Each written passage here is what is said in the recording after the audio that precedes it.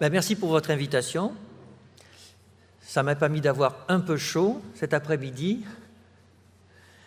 Vous avez travaillé sur l'évaluation des thérapeutiques non médicamenteuses, qui est un sujet en fait symptomatique du sujet plus vaste de l'évaluation des prises en charge en général, et sujet qui est à un tournant aujourd'hui. En ce moment, les modalités d'évaluation, en particulier des médicaments, est en train de changer. On est à une charnière. Et en fait, les thérapeutiques non médicamenteuses ont été un catalyseur de ce changement. Alors, moi, ce dont je vous parlais, c'est des essais randomisés.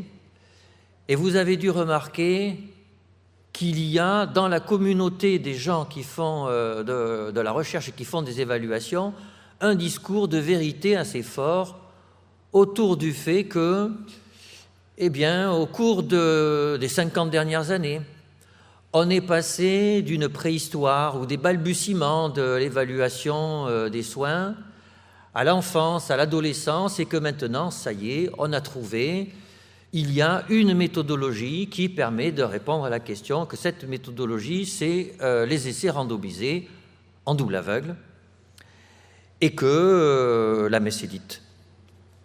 Voilà, et que donc, quand quelqu'un qui propose une prise en charge nouvelle, en particulier non médicamenteuse, il doit montrer que cette prise en charge est efficace, ce qui est complètement normal, naturellement, a fortiori si elle est remboursée par la sécurité sociale, auquel normalement la question ne se pose pas. Et que donc on doit l'évaluer, certes, mais qu'on doit l'évaluer à l'aide d'un essai randomisé. Et là, franchement, je crois que c'est pas bien de dire une chose comme ça. C'est pas bien.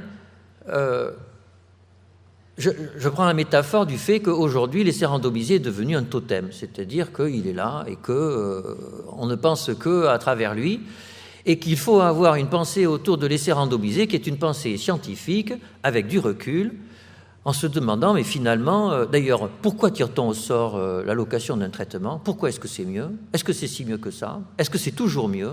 Est-ce qu'il y a des situations où ça ne pose pas de problème? Quels sont les avantages et les inconvénients des essais randomisés?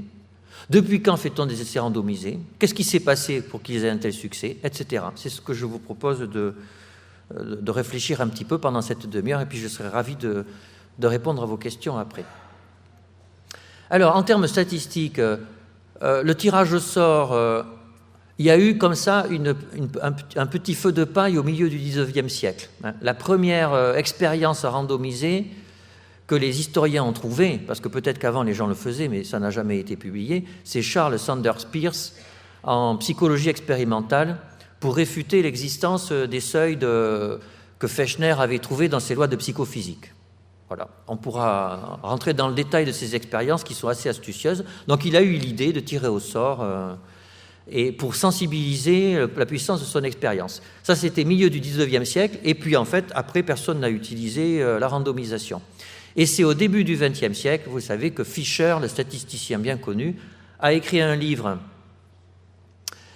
pour l'expérimentation en agronomie. Ce n'était pas pour la médecine, parce qu'au début du XXe siècle, l'alimentation était bien plus importante que la santé. Et donc il s'intéressait au design, c'est-à-dire aux schémas expérimentaux qui permettaient au mieux d'évaluer les cultures dans l'agriculture. Et il propose de tirer au sort, et il dit il faut tirer au sort, c'est ça le mieux. Et ça allait contre tout ce que les gens faisaient à l'époque. À l'époque, les gens ne tiraient pas au sort, les gens appariaient. Ce qui est bien plus naturel. Quand vous voulez comparer une intervention à un traitement contrôle, pourquoi aller tirer au sort alors que si vous, par malchance, il se peut très bien que le tirage au sort conduise à des groupes qui sont très différents les uns des autres. On est bien d'accord. Alors que si vous appariez vos deux groupes, vous prenez des gens qui sont semblables. Et donc forcément, c'était le bon sens de l'époque, forcément c'est mieux. Et Student, le statisticien bien connu aussi, c'est un nom d'emprunt, Student, c'était un statisticien des brasseries Guinness qui faisait de la recherche à ses temps perdus. Lui, il militait pour l'appariement. Et en fait, en termes statistiques, qu'est-ce qui se passe? C'est que l'appariement permet d'améliorer la puissance statistique. c'est-à-dire la probabilité de montrer qu'il y a une différence quand il y en a une. Alors que le tirage au sort, lui, c'est pas ça qu'il améliore, il améliore la fiabilité du risque de première espèce, c'est-à-dire du risque que l'on prend de dire qu'il y a une différence alors qu'il n'y en a pas. Pourquoi? Parce que quand on compare deux groupes, naturellement, il est tout à fait possible que par hasard, vous ayez mis tous les patients qui allaient bien répondre dans un bras et puis tous ceux qui n'allaient pas répondre dans l'autre bras. C'est toujours possible. Même si avec 2 fois 10 000 patients, c'est très peu probable. C'est la probabilité de gagner 20 ou 30 fois de suite au loto, donc ce n'est pas possible. Mais dans le fond, c'est toujours possible. Et donc le statisticien calcule ce fameux petit p qui est la probabilité que le hasard puisse expliquer à lui tout seul une différence entre les deux groupes au moins aussi importante que celle qui a été observée. Et si ce petit p est plus petit que 5%, alors on dit qu'il y a une différence statistiquement significative. Et c'est ça que tout le monde fait, que ce soit Student ou Fisher. Et alors pourquoi Fisher il disait que c'était mieux de tirer au sort? Eh bien parce que ce petit p, c'est la probabilité que le hasard puisse expliquer une différence au moins aussi importante que celle qui a été observée. Et si vous tirez au sort, c'est vraiment un hasard qui a fait les choses. Si vous ne tirez pas au sort, c'est un faux hasard. Et on sait bien qu'il y a eu des histoires où on a pris le premier nom, la première lettre du nom pour donner le produit A ou B, et que ça induit des biais. C'est-à-dire, comme ce n'était pas le hasard, alors ce P inférieur à 5%, il n'était pas très fiable. Donc on a eu comme ça, d'un côté, le risque de première espèce, c'est-à-dire le risque de faux positif, de l'autre côté, le risque de faux négatif. Fisher versus Student, eh ben, c'est le premier qui l'a emporté. Et il l'a emporté pourquoi? Pour des raisons sociologiques. C'est qu'en santé, tout le monde a envie de dire que les prises en charge qu'il fait, ça marche.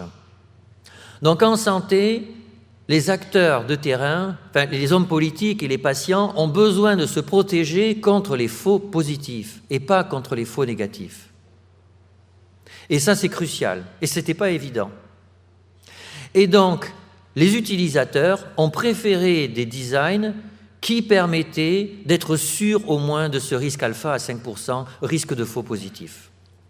Mais on aurait pu très bien imaginer le contraire.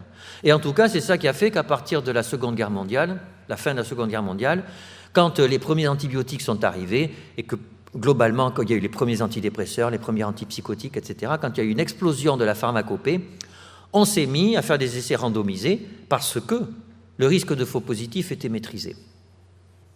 Donc ça, c'est du côté méthodologique et statistique. Après, on peut regarder du côté des autorités de santé. Comment historiquement, les autorités de santé ont-elles mis au point leur stratégie d'évaluation des médicaments? Alors, la première autorité de santé digne de ce nom, c'est la Food and Drug Administration, qui a été créée au début du XXe siècle et qui a eu le bon goût de faire un travail historique sur sa propre création et sa propre évolution. Et ces travaux sont en ligne sur le site de la FDA. Et donc, c'est très frappant. On se rend compte d'abord que FDA, c'est Food and Drug Administration. Et encore une fois, l'alimentation, à l'époque, était très importante. Très importante, tellement plus importante qu'à la création de la FDA, c'était que food et c'était pas drogue. C'est-à-dire au début, on s'intéressait pas ni à la sécurité ni à l'efficacité des médicaments. Et puis il y a eu le scandale de l'élixir de sulfanilamide.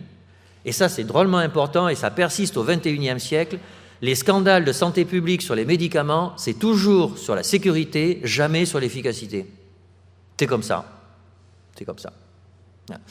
Alors qu'en termes de vie sauvée ou de vie, je vous garantis que je suis intimement persuadé que l'efficacité compte plus que la sécurité. Mais nous sommes comme ça, nous, citoyens dans des démocraties. Les problèmes de sécurité des médicaments, ça nous interpelle et l'histoire du Mediator est là pour nous le rappeler.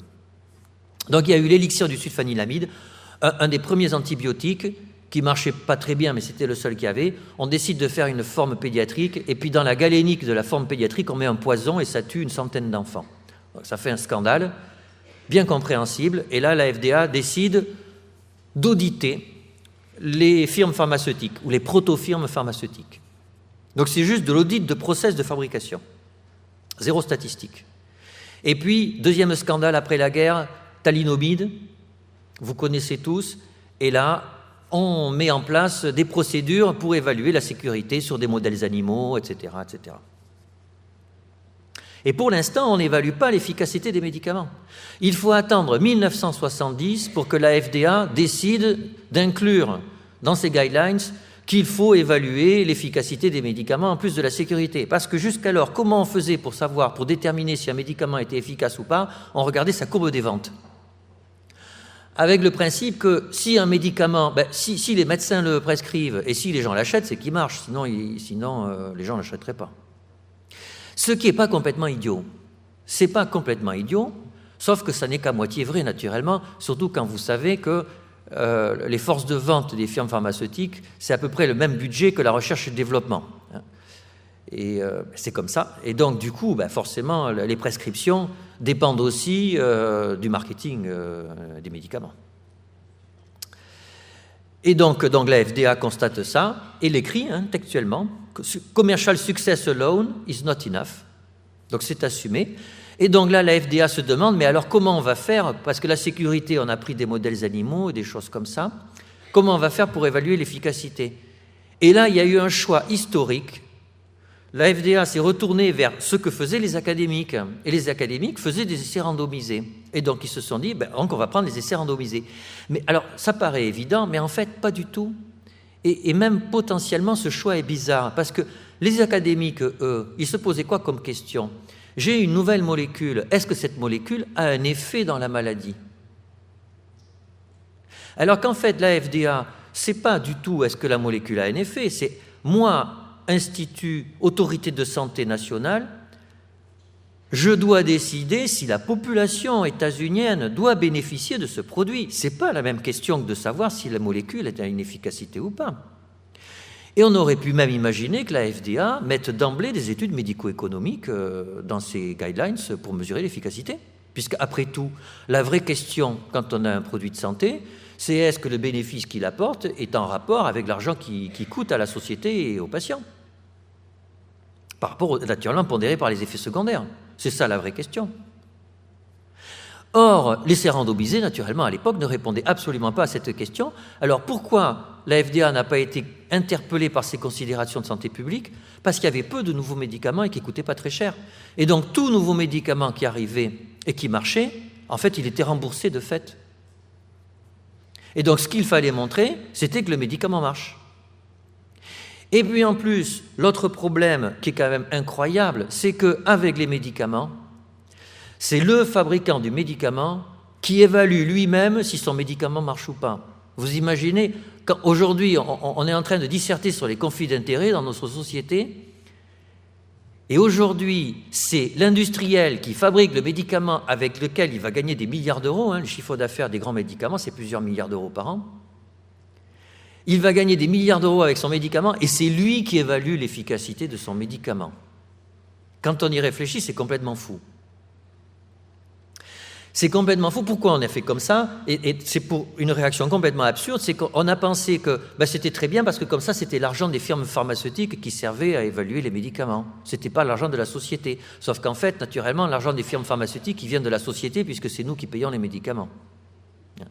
Donc ce système est complètement déraisonnable, naturellement. Tout le monde le sait, mais c'est très difficile à changer. Et tout le monde sait qu'il vaudrait mieux que les essais de phase 3, c'est-à-dire les vrais essais randomisés, ne soient pas faits par les firmes pharmaceutiques. C'est évident, c'est une simple question de bon sens. Et donc, en tout cas, comme les firmes sont en conflit d'intérêts majeur lorsqu'elles évaluent leurs propres produits, eh bien, il a fallu que la méthodologie d'évaluation des médicaments soit d'une solidité et d'une simplicité absolue pour qu'on soit à peu près sûr qu'il n'y ait pas d'embrouille. Parce que quand vous avez des milliards d'euros en jeu, vous êtes sûr qu'il risque d'y avoir des embrouilles derrière. C'est humain. Et donc, quelle est la méthodologie la plus simple pour évaluer des médicaments? Les essais randomisés.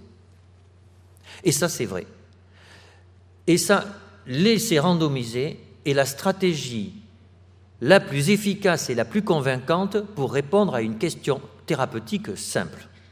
Voilà. Et ça, chapeau, donc c'est très bien. Donc c'est un instrument qui a un grand intérêt. L'essai randomisé permet d'apporter la réponse la plus convaincante à une question thérapeutique simple. Et la question thérapeutique la plus simple, c'est est-ce que le produit A est plus efficace que le produit B, si possible un placebo, par exemple. Et donc, ça, c'est une question élémentaire. Alors, Donc, bravo, l'essai randomisé permet de répondre à cette question. Le problème, c'est que la plupart des questions thérapeutiques ne sont pas simples. Et je dirais, a fortiori, dans le domaine des interventions non médicamenteuses. Et on l'oublie pas trop, ça encore, qu'en fait, on sait toujours que dans une pathologie donnée, il y a des sous-catégories de patients qui sont meilleurs répondeurs que d'autres. Et qu'une grande question thérapeutique, c'est de savoir quels sont les patients qui vont le mieux répondre au traitement. Eh bien, l'essai thérapeutique ne sait pas faire ça, ou il sait le faire très mal, puisque statistiquement, ça correspond à un test d'interaction qui a une puissance statistique très faible. Donc déjà, cette question, il n'y arrive pas. Et puis en plus, on oublie que l'efficacité d'un médicament, ça n'est pas que l'efficacité du médicament, c'est l'efficacité du médicament et de tout le contexte qui fait qu'il est prescrit d'une certaine façon. Parce que le contexte, la relation médecin-malade, le conjoint, etc., va faire que le patient va prendre son médicament ou pas. Et vous savez qu'aujourd'hui, le principal problème qu'on a avec les médicaments, c'est que les gens ne les prennent pas, que ce soit les antibiotiques, les antidiabétiques, les antihypertenseurs et même les médicaments dans le sida ou dans le cancer, même dans le cancer. Or, dans aucun essai randomisé, on étudie la place du contexte dans l'efficacité du médicament. Et bien entendu, dans les soins non médicamenteux, le contexte est encore plus important puisque le thérapeute, en général, le thérapeute est l'objet du soin.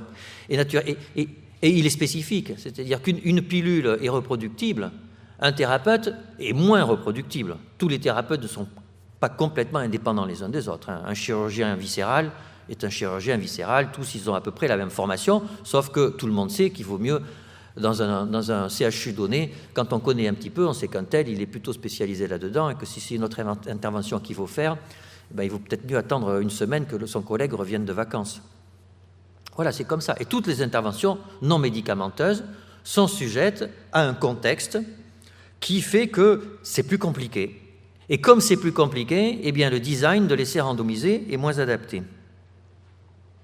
Alors, rentrons un petit peu plus dans le détail.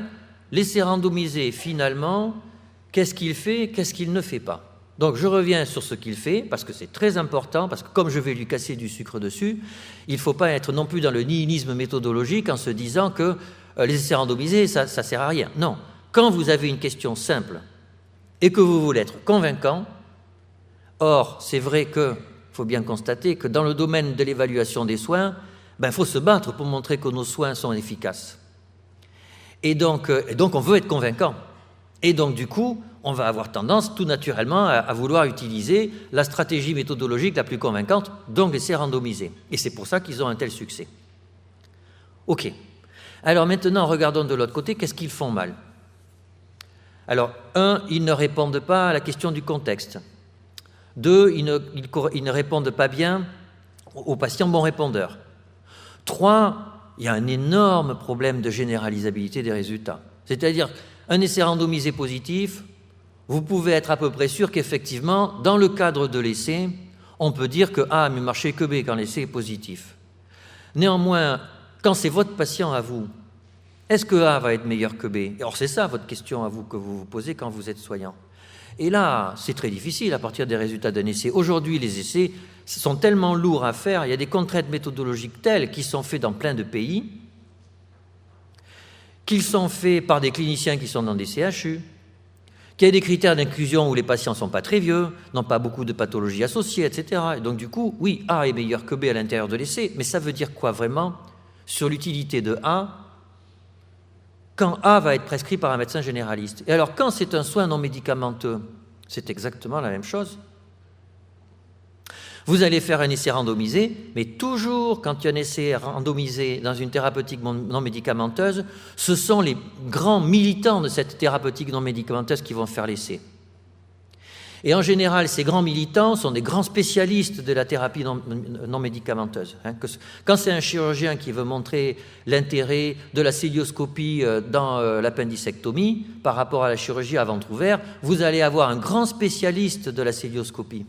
Mais qu'est-ce qui vous dit qu'un chirurgien lambda qui vient de terminer son clinica, que les résultats de l'essai sont comparables? Donc on a un véritable problème de généralisabilité. Et puis en plus, on a une pensée magique autour de l'essai randomisé qui est particulièrement délétère.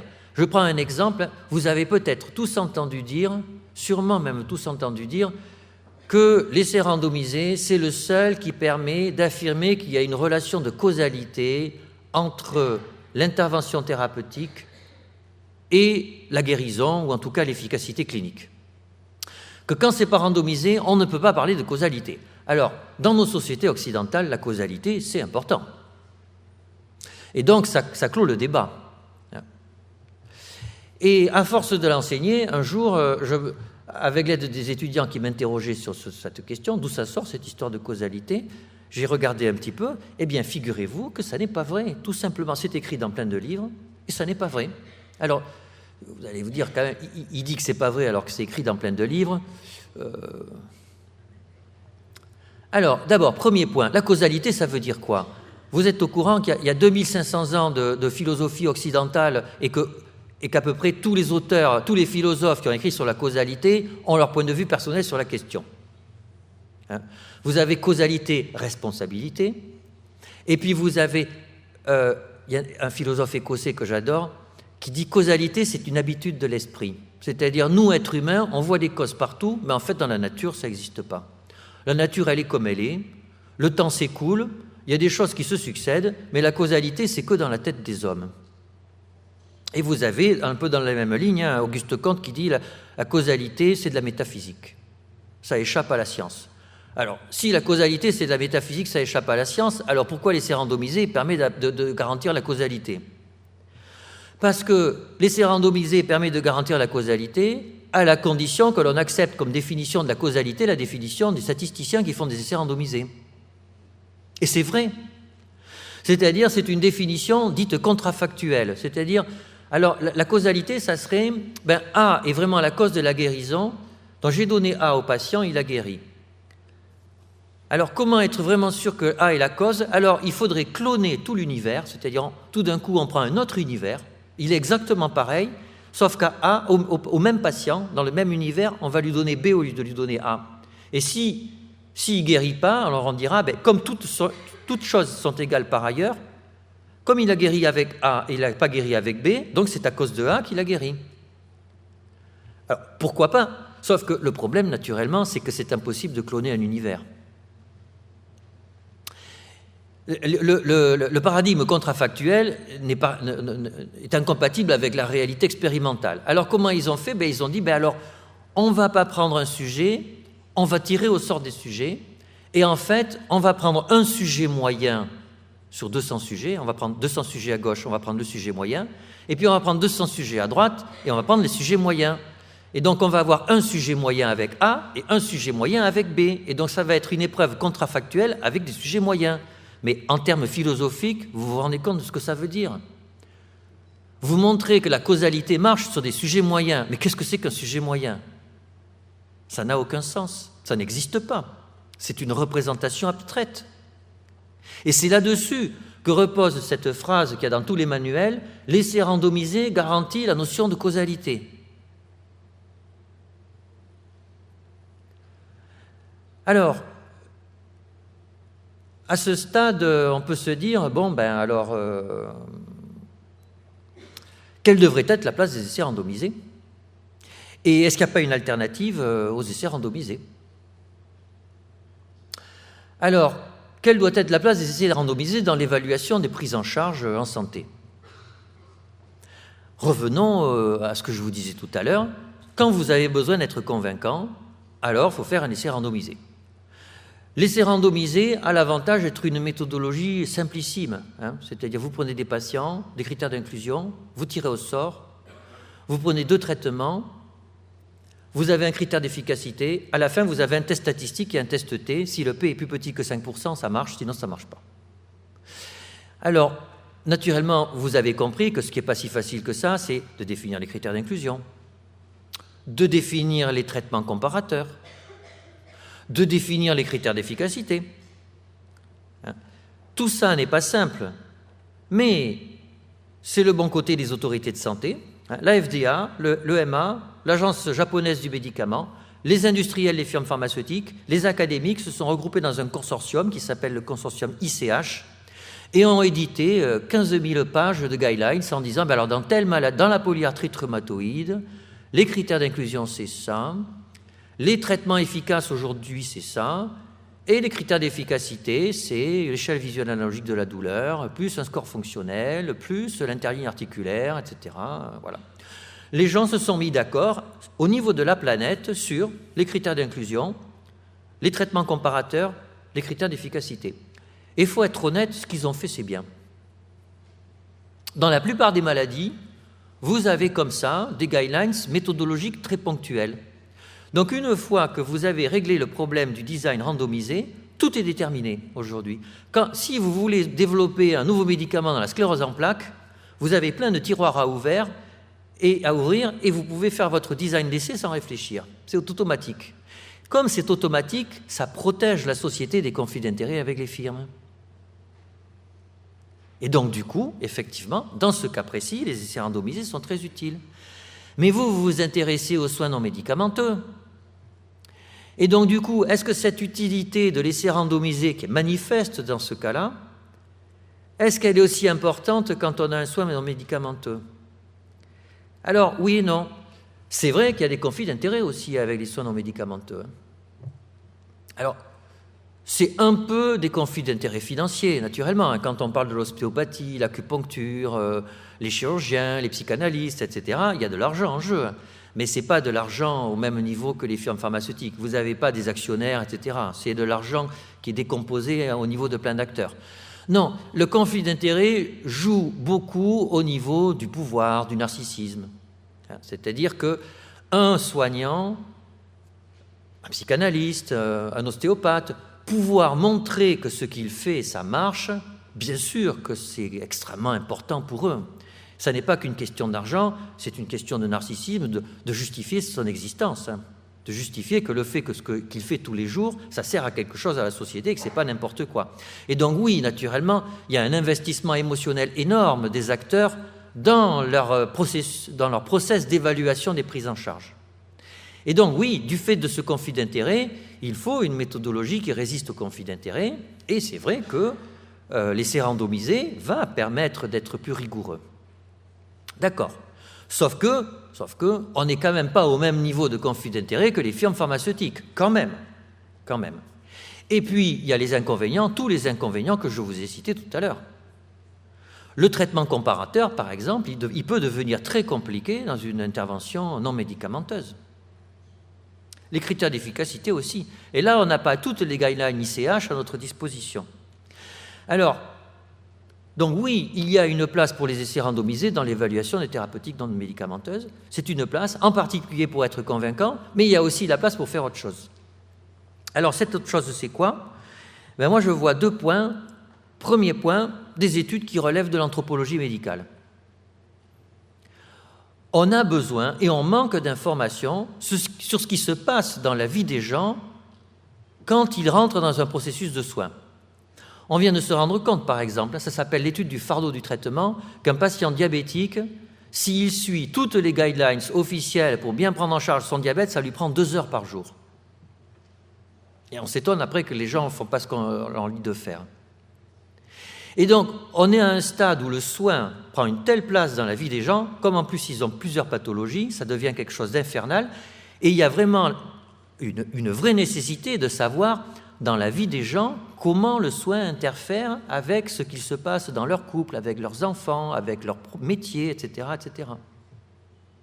Et il est possible, et même vraisemblable, que des prises en charge différentes n'ont pas le même impact dans le déroulement de la vie des gens, au-delà de la simple amélioration de leur tableau symptomatique. Alors, et là, il n'y a que des approches qualitatives sur des petits nombres de sujets qui vont permettre d'avoir des réponses à ces questions. Alors, c'est vrai qu'aujourd'hui, les approches qualitatives ne sont pas en odeur de sainteté, en général dans la science et en particulier dans le monde biomédical. Mais la bonne nouvelle, c'est que ça change un petit peu. C'est que ces approches qualitatives sont faites avec de plus en plus de rigueur et qu'on a de très beaux papiers qui sortent. Je vois dans ma spécialité, la pédopsychiatrie, on a eu les représentations que se font les anorexiques du repas familial eh bien, pour nous, ça a été une révélation. Ça a été une révélation de voir à quel point le repas familial était perçu comme extrêmement douloureux par les patientes. Et que du coup, il y a des pistes thérapeutiques qui sortent de ça. Éventuellement, il vaut mieux qu'elle mange toute seule plutôt que de manger avec l'ensemble de la famille, où c'est très difficile pour tout le monde. Donc oui, les études qualitatives commencent à prendre une réelle importance, y compris dans les revues internationales à comité de lecture. Et puis l'autre point, ce sont les grandes études de cohorte. On assiste maintenant à une informatisation qui commence à être assez poussée des assurances maladie. Alors là où ça se passe très bien, c'est aux États-Unis, en Amérique du Nord en général, parce qu'on a des assurances privées qui ne remboursent qui remboursent le médecin à hauteur des pathologies qu'il soigne. Et donc le médecin doit renseigner avec beaucoup de précision les tableaux cliniques de ses patients, ainsi que tous les soins qu'ils reçoivent. Et on peut avoir plusieurs millions de sujets dont les dossiers sont complètement informatisés, et à partir de ces dossiers informatisés, sur des millions de sujets, on peut faire des études statistiques qui vont permettre de passer le cap du problème du biais d'indication qui est maîtrisé par la randomisation. Quand on ne tire pas au sort, il est tout à fait possible que le médecin ait prescrit le médicament A ou la thérapie A plutôt que la thérapie B, pas par hasard, mais parce qu'il pensait que ça allait marcher sur un patient particulier, parce qu'il était plus jeune, parce que c'était un homme, parce qu'il travaille ou parce qu'il ne travaille pas, parce qu'il est hypertendu, etc. Et on ne sait jamais tous les déterminants qui font qu'un médecin va prescrire une prise en charge plutôt qu'un autre. Et donc, du coup, c'est très difficile, quand on voit des différences entre les groupes, de savoir si ça vient de l'efficacité réelle de la prise en charge ou si ça vient du profil a priori différent des patients. Mais quand vous avez comme ça plusieurs centaines de milliers ou plusieurs millions de sujets, vous pouvez faire des modèles statistiques qui permettent, dans une certaine mesure, et même dans une large mesure, de se soustraire de ce biais d'indication. Et on a de plus en plus de travaux de ce type, et on va en avoir de plus en plus en France, avec la possibilité d'accéder aux données de l'assurance maladie, et peut-être un jour avec un dossier informatisé, un dossier médical informatisé, où on pourra avoir, en plus des consommations de médicaments, on aura des informations cliniques. Et les soins médicamenteux pourront bénéficier de tout ça. Et donc je pense que dans l'avenir, l'évaluation des soins non médicamenteux, c'est cette triple approche. Une approche qualitative, anthropologique. L'ostéopathie, par exemple, on touche quelqu'un. Qu'est-ce que ça fait vous savez qu'en médecine, on évite de toucher les gens maintenant, pour des raisons multiples. Et que l'ostéopathe y touche, et que peut-être que dans la vie des gens, de sentir quelqu'un qui s'occupe de votre corps, c'est important, et que peut-être que c'est ça, finalement, qui participe à la satisfaction qu'ils ressentent de leurs soins. Et que c'est tout à fait estimable, après tout, puisque ce sont des citoyens qui payent leur assurance maladie, ils ont peut-être aussi le droit de pouvoir bénéficier des soins dont ils ont envie. Donc, une approche qualitative, des essais randomisés, parce que ponctuellement, vous pouvez avoir une vraie question à laquelle vous souhaitez répondre, et donc vous pouvez organiser 1 ou 2 essais, mais pas plus, parce que ça coûte très cher, c'est très lourd à faire, et ça ne répond qu'à quelques questions très circonscrites. Et puis, systématiquement, analyser les données de l'assurance maladie au fil du temps pour voir comment évoluent les prescriptions, les prises en charge, les coprescriptions, les comorbidités, les devenirs des patients, et en construisant des modèles statistiques qui permettent d'avoir un panorama beaucoup plus riche, peut-être un tout petit peu moins solide statistiquement, mais beaucoup plus riche du devenir de vos patients. Voilà, je suis arrivé à bout de mon temps de parole. Je vous remercie pour votre attention.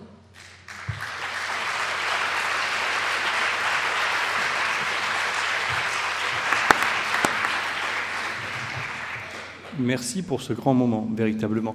Peut-être une ou deux questions dans l'audience ?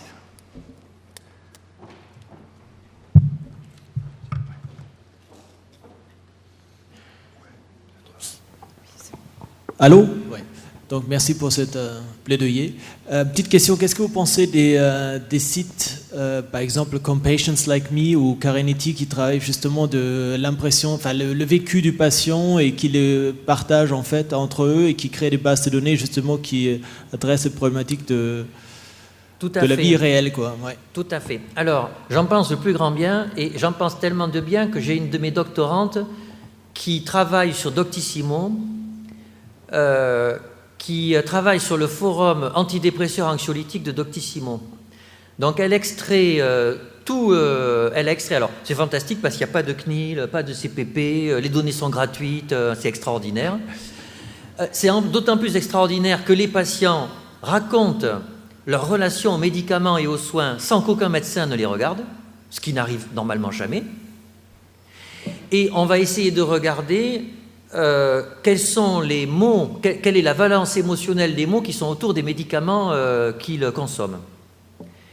Et c'est extraordinaire parce qu'en plus, ils disent consommer des médicaments qui n'ont rien à voir avec des médicaments de la dépression ou de l'anxiété. Donc oui, c'est aussi, ça fait partie de ces pistes maintenant de grands gisements de données gratuits sur lesquels on travaille pour évaluer les thérapeutiques. Tout à fait, c'est très important. Question. Bruno Salgue. Oui, Bruno Salgue, donc enseignant antique et santé ici à Montpellier.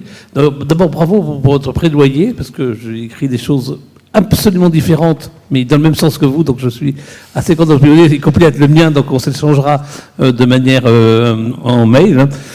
Par contre, j'ai une autre question qui revient dans le sens de la question précédente et qu'elle vous a répondu, c'est pourquoi est-ce qu'aujourd'hui on n'essaie pas de construire des vraies grandes bases de données dans lesquelles on va utiliser toutes les informations que l'on a sur un patient, y compris d'ailleurs des données qui ne sont pas nécessairement des données médicamenteuses, des données d'environnement et le reste.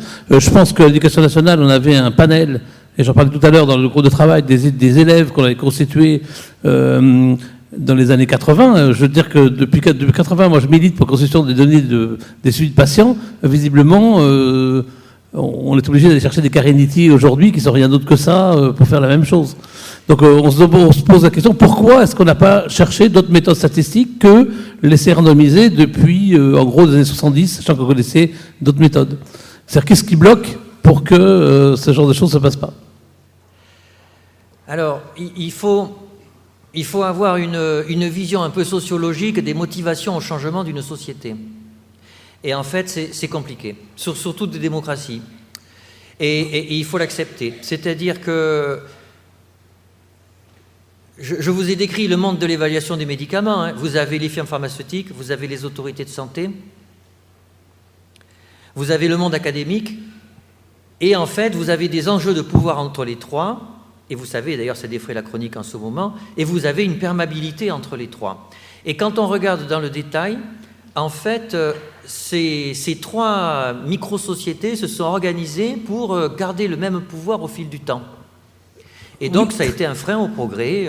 Si vous voulez, laisser randomiser, tout le monde s'est mis d'accord pour que finalement, ça soit la méthodologie de référence. Et tout le monde... Et comme dans toutes ces institutions, vous avez des spécialistes des essais randomisés, plus l'essai randomisé devient important, plus eux deviennent importants. Et le jour où vous avez des économistes qui arrivent, des épidémiologistes qui arrivent et qui disent « il faudrait faire autre chose », vous avez une agression sur le pouvoir qu'ils ont. Et donc leur micro-société se défend. Et c'est une résistance au changement. Après, il y a d'autres résistances au changement, c'est le coût, c'est que tout ça coûte cher. Alors bien sûr, on sait où est l'argent. Hein. L'argent, il est dans le prix des médicaments. Donc on pourrait dire, on fait comme ça, on change tout d'un coup. Et oui, mais le système, il est tellement lourd, il est tellement mondialisé, que c'est très difficile de le faire bouger. Alors la bonne nouvelle, c'est qu'il bouge quand même, mais tout doucement. C'est comme un paquebot qui est lancé, ou un pétrole... le jour où on arrête les moteurs, il continue. Il faut accepter que ça bouge que très lentement. Je vais juste vous donner des exemples. Il y a une grande firme pharmaceutique allemande qui offre des logiciels aux médecins généralistes, qui envoie encrypté sur le système de cryptage officiel et qui envoie en clair sur une base de données statistique les prescriptions des médecins qui ont utilisé ce logiciel. Donc là, cette société allemande a énormément de données sur les patients depuis long terme. On ne comprend pas pourquoi dans le système même de santé, ça ne passe pas. Vous voyez ce que je veux dire? On ne peut pas justifier comme vous le faites, de manière, enfin, excusez de prendre le débat, simplement par le fait qu'il y a un blocage sociétal, le fait qu'on n'ait pas utilisé autre chose. Et je pense, moi j'ai été subi dans une grande école statistique, hein, le cours d'Alfred Sauvy, qui nous parlait de santé dans les années 80. Les démographes, sur le domaine de la santé, ont disparu. Oui. Si vous avez un papier de démographe dans un colloque sur la santé, je voudrais bien qu'on en parle un jour. Voilà. Une question, Raphaël Trouillet. Oui, donc je suis Raphaël Trouillet, laboratoire Epsilon. À la fin de votre intervention, vous avez évoqué des nouvelles techniques de modélisation, c'est ça? Oui. Est-ce que vous pourriez nous en dire un peu plus sur éventuellement les familles de techniques de modélisation que vous évoquez? Oui, tout à fait. Alors en fait, c'est ce qu'on appelle les alternatives à la randomisation. C'est là où on voit aussi que la randomisation est toujours le... Donc il y en a deux grandes. Il y a ce qui vient de la biostatistique, c'est-à-dire les scores de propension, ce qui vient de l'économie, les variables instrumentales. Bon, c'est... En fait, tout ça est ou par une espèce d'astuce expérimentale ou alors de modélisation. Alors, en fait, on prend des modèles multivariés, hein. On explique la variable Y, c'est la variable outcome, c'est-à-dire c'est le devenir du patient. On l'explique par le traitement. Alors, quand c'est un essai randomisé, il y a juste ces deux termes. On explique le devenir du patient par le traitement. Et comme c'est randomisé, c'est crédible. Quand c'est pas randomisé, il faut rajouter dans le modèle plein de variables d'ajustement qui correspondent aux caractéristiques du patient. Alors le problème, bien entendu, c'est que ces caractéristiques, il peut y en avoir 100 ou 500. Et donc c'est difficile de faire un modèle avec 500 variables. Donc des statisticiens ont trouvé des astuces pour mettre ces 500 variables dans une métavariable. Et on ajuste sur la métavariable. Ça s'appelle les scores de propension. Et c'est assez élégant. Et au-delà de l'élégance, ça fonctionne pas mal en fait.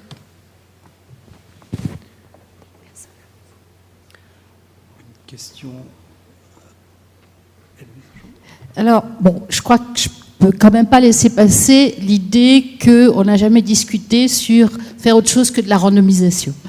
Je me souviens très bien, parce que je suis une vieille dame, dans les années 70, un statisticien américain qui s'appelle Edmond Gian, qui a effectivement travaillé dans ce sens-là, et sur l'appariement en particulier. Bon, maintenant, on peut faire effectivement des analyses multivariées. Ça revient un peu à un apparemment excessivement sophistiqué. Alors, donc ça a été beaucoup travaillé dans ces années-là. Il y a eu des grosses discussions entre les divers statisticiens mondiaux. Et on a quand même abouti à garder, pour les traitements, et je parle bien des traitements médicamenteux en particulier, on a quand même, entre pour et contre, garder le pour sur, par exemple, un argument dans les analyses multivariées comme dans l'appariement. On ne connaît pas toujours les caractéristiques des patients qui vont influencer les traitements. Donc on ne peut pas les rentrer dans les modèles. Donc ça, c'était, je pense, une des raisons pour lesquelles on est resté sur l'essai randomisé. Je crois qu'il y a un point important que tu as dit sur l'essai randomisé avec lequel je suis totalement d'accord, si je ne suis pas totalement d'accord sur tout ce que tu as dit, bien évidemment, c'est l'extrapolation des résultats. Ça, c'est sûr et certain, et on peut le montrer dans beaucoup d'exemples, que c'est vrai dans l'essai, enfin, globalement, A est meilleur que B, mais que dès qu'on extrapole, et dans des contextes environnementaux plus ou moins différents, même si c'est la même maladie, eh bien, ça ne marche pas toujours de la même façon. On a toujours montré, en tout cas, que la différence entre les deux groupes est bien plus petite quand on passe dans la vraie vie par rapport aux essais randomisés. Ça, c'est un vrai problème, parce qu'on est parti sur des démonstrations qui ont été faites, moi je travaille en ce moment beaucoup sur le dépistage des cancers, qui ont été faites par des essais randomisés, et effectivement on ne retrouve pas la même chose lorsqu'on est sur les populations. Et ça pose un vrai problème. Là-dessus, je suis d'accord. Mais je suis d'accord avec toi. Hein. C'est bien ce que quand j'ai dit, en fait, l'appariement ne permet pas de garantir un risque de première espèce du même niveau que la randomisation, c'est ce que ça veut dire. C'est parce qu'en fait, comme on ne peut pas apparier sur toutes les variables, du coup, on n'est pas sûr de son risque de première espèce. Et la société a préféré avoir un bon risque de première espèce qu'une bonne puissance. Ça avait été largement discuté quand même. Oui, mais en fait, on peut se demander pourquoi. Enfin, de mon point de vue, c'est une décision sociologique. Le fait de préférer le risque alpha, le fait de préférer garantir le risque alpha que de garantir le risque bêta, c'est un choix de société. C'est un choix de société qui correspond à une aversion au risque, quoi. C'est-à-dire, on aurait pu dire, on préfère la puissance, c'est-à-dire, on préfère sortir de nouvelles molécules, même si on n'est pas complètement sûr que ça ne soit pas de la poudre de perlimpinpin. Mais allez, puisqu'on a l'impression que ça marche, on met... ça a été quelque chose de psychologique et social. Qui est toujours vrai. Pardon ? Qui est toujours vrai actuellement. Je veux dire que se lancer dans les énormes bases de données desquelles on va peut-être pouvoir sortir des conclusions pour, quand même, de toute façon, on va vouloir extrapoler. Je suis pas... Enfin bon, il faut effectivement réfléchir, mais pas sûr du résultat. C'est-à-dire que là où le bas blesse maintenant avec les essais randomisés avec les médicaments, c'est que l'on a des médicaments... Alors, le risque de première espèce est complètement vérifié, sauf qu'on a une différence d'effet entre les deux produits ou les deux traitements qu'on ne sait pas interpréter et on ne sait pas le mettre en rapport avec l'argent que ça coûte. Et du coup, c'est pour ça qu'il y a un vrai...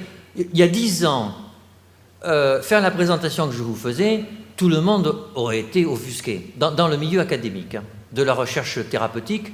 Faire la présentation que je vous ai faite il y a 10 ans, les gens auraient... Peut-être qu'ils ne m'auraient même pas laissé finir.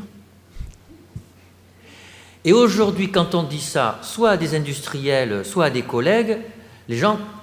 c'est-à-dire en gros que les essais de phase 3 pourraient disparaître du modèle du développement du médicament, qu'on pourrait arrêter les essais après la phase 2 tardive, et que en fait, il y aurait des AMM, des autorisations de mise sur le marché très précoces, et qu'en fait... des AMM conditionnels et que ce serait des études de cohorte qui évalueraient l'efficacité avant une prescription généralisée, eh bien, en fait, il y a pas mal de personnes qui commencent à dire que c'est peut-être pas une mauvaise idée. C'est peut-être pas une mauvaise idée. Donc on voit qu'il y a... Je dis pas que ça va arriver, hein, parce que ça pose des problèmes, c'est une vraie révolution. Et c'est peut-être... Et on me dira, oui, mais la safety... il y aura des problèmes de sécurité. Or, la société est très sensible aux problèmes de sécurité. Donc, je ne dis pas qu'il faut le faire, mais au moins aujourd'hui, on peut en parler. S'il vous plaît, je suis désolé, pour juste respecter le temps, il y a encore 2 questions et on arrêtera là, s'il vous plaît. Oui, j'avais juste une réflexion personnelle. Par rapport à tout ce que j'entends, donc c'est tout à fait candide parce que je ne suis pas du tout une technicienne ou chercheur, etc. J'entends beaucoup parler au niveau de l'entreprise, au niveau de la santé, dans tous les domaines. Il y a des stéréotypes, on met tout le monde dans des cases, on fait des statistiques, etc., etc. Et puis j'ai l'impression qu'on oublie complètement la dimension humaine où chaque personne est complètement différente de sa voisine. On va essayer de soigner, cacher des symptômes avec des tas de solutions, sans aller chercher la cause qui est forcément différente chez un, chez l'autre. Enfin, moi, je suis très étonnée de jamais entendre parler de la dimension humaine. Oui, alors, vous pointez du doigt un vrai sujet qui est la multiplicité du sujet de la médecine. Vous avez en médecine 3 sujets. Vous avez le sujet de la biologie, qui vient de Claude Bernard, c'est-à-dire le sujet est une composition d'organes. Vous avez le sujet de la statistique, c'est le sujet moyen, et vous avez le sujet de la rencontre, qui est celui que vous pointez, qui est le sujet de la relation médecin-malade. Ces 3 sujets se superposent en nous, en l'objet de la médecine, et le problème, c'est que le sujet de la rencontre, aujourd'hui, est un peu le parent pauvre de la recherche biomédicale. Donc, en ce sens, vous avez raison. Néanmoins, je reprends sur la causalité. On ne cherche pas la causalité, mais figurez-vous que c'est assez terrible à dire, mais le plus souvent, ça ne sert à rien de connaître la cause d'une maladie pour la traiter. Vous pouvez savoir qu'un cancer du poumon, il vient du tabac. En fait, ça n'a aucun impact sur le soin. Il faut de la chimiothérapie, de la radiothérapie, enlever la moitié du poumon, c'est comme ça. Vous avez un infarctus parce que vous mangez trop de saucissons et de beurre. Mais en fait, une fois que vous avez l'infarctus, on va vous mettre un stent et en fait, ça n'a rien à voir avec le cholestérol. Pour la prévention secondaire, tertiaire, etc. Oui. Mais en fait, si vous voulez, c'est qu'en fait, on est toujours dans le paradigme de l'infectiologie où effectivement, quand vous avez un pneumocoque et une infection à pneumocoque, il faut tuer le pneumocoque pour que le patient aille bien. Là, ça marche. Mais c'est quasiment le seul cas où ça marche en médecine. Et c'est pour ça qu'en fait, la pratique médicale et thérapeutique est extrêmement opératoire. Et c'est pour ça que la statistique marche très bien. Mais c'est vrai que ça a eu un effet secondaire, c'est que le sujet de la rencontre a disparu, que c'est pas bien. Dernière question. Oui, bonjour. Je viens de la recherche clinique industrielle et je vous donne raison. Donc vous voyez, tout n'est pas perdu. ma remarque va porter sur la protection des données personnelles, mais je vais la contextualiser.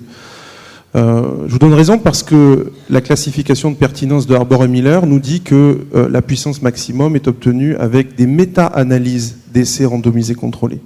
Donc c'est plutôt du côté des études, et vous l'avez dit, qu'il faut aller voir, plutôt que de faire des essais pour générer de nouvelles données, plutôt utilisons des données existantes. Mais on revient sur le sociologique. Si l'on fait cela, on va devoir utiliser des biobanques et des bases de données pour en faire des bases de connaissances, pour lesquelles des patients ont donné un consentement éclairé. Et donc on se heurte à ce qu'on appelle le changement de finalité du consentement. Donc ça, c'est une vraie révolution juridique dans laquelle on va se retrouver dans le même paradigme que pour le don d'organes, où on devra avoir un consentement dynamique dans lequel le patient, sur la base d'un site web, pourra dire « je m'oppose pas » au changement de finalité de mes échantillons, de mes biopsies ou de mes données personnelles. Oui, c'est une vraie question, c'est vrai. Merci infiniment à Bruno Falissard vraiment d'être...